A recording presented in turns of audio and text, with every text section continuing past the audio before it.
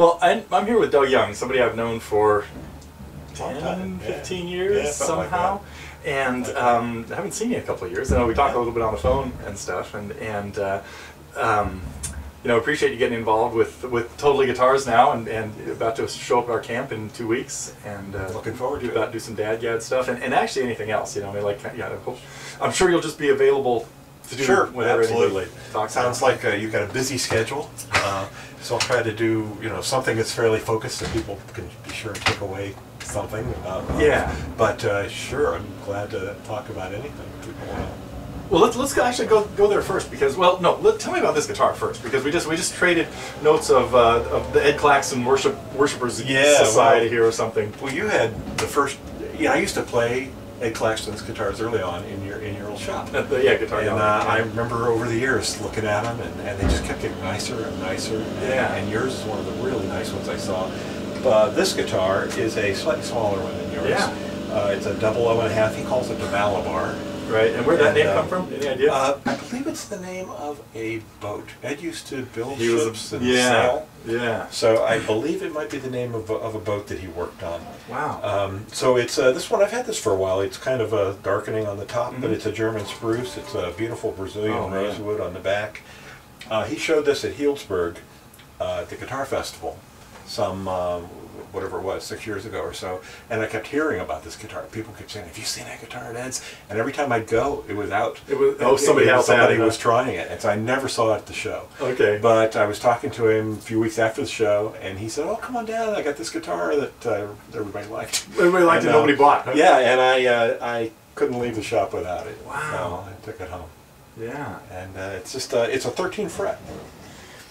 Yeah, and that's something, you know, when you make a smaller body guitar, that does a lot of stuff for just the balance overall, and lets you put the it's kind of a compromise. He actually does this guitar in a 12 fret model, and it's got that kind of woody 12 fret sound going on with the saddle even a little further more. back.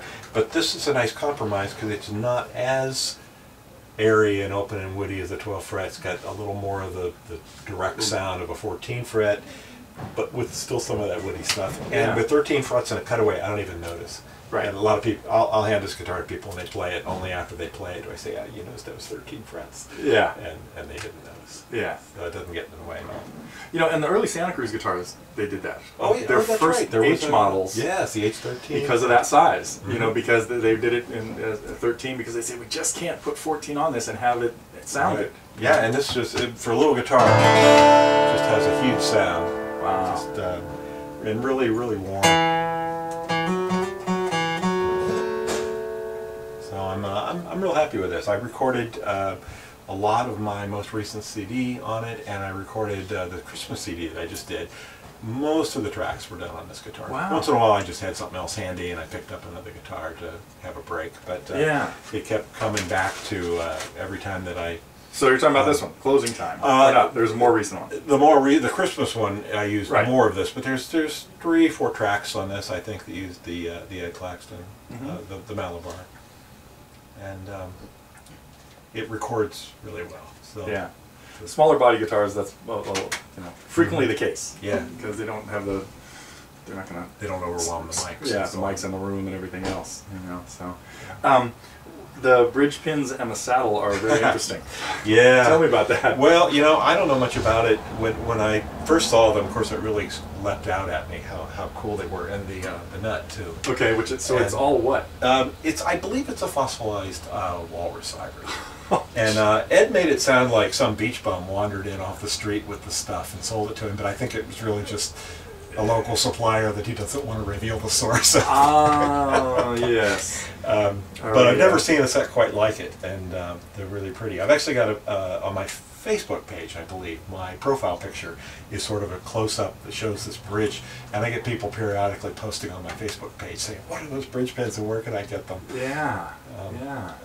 Buy a guitar. And so the same with the nut and the saddle then, they're the same stuff, huh? Yeah, it's the same stuff, very colored, although the pins show up you see more white in them and stuff. But, wow.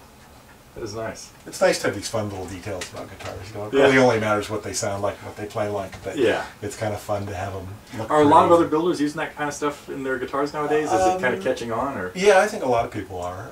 I have a Kevin Ryan. In fact, it's the guitar that's on the cover of that. You can't really see the pins and stuff, but it's also some kind of fossilized walrus ivory. And I lost one of the pins out of that guitar, and I don't know what happened. Cat ate it or something. Yeah. So I managed to find, there's a couple of companies that make this stuff. There's one in Alaska and a few others. So I basically sent one of my existing pins to them and asked them to match it. Okay. And they came up with something pretty close. But yeah, that fits. So there's a couple little small shops that specialize in providing these kind of things to the luthiers. Fun little touches. To the like slightly out of whack luthiers. Yes, yes. Well, you know, there's other approaches too. For example, Kevin Ryan these days on his guitars over the last few years, he uses titanium bridge pins, and that's a whole different approach. They're not like this. They're not natural. In fact, they don't look like much of anything really. Yeah. But they weigh almost nothing, and they're made out of titanium. And he thinks that makes an improvement in the sound. I can't tell, but maybe it does. Have you ever like put in some of those pins and some other pins like at the same time to see if one string sounds different than another? Great idea. I don't think I have. Yeah. Yeah. See if I can unbalance the guitar. It, you know. And well, that would introduce a whole different level of detail, I guess. You know, I think my D string sounds better with titanium. Yeah. And my B string. But if I go one gauge higher, I got to go back to plastic, or it's just something like that. So.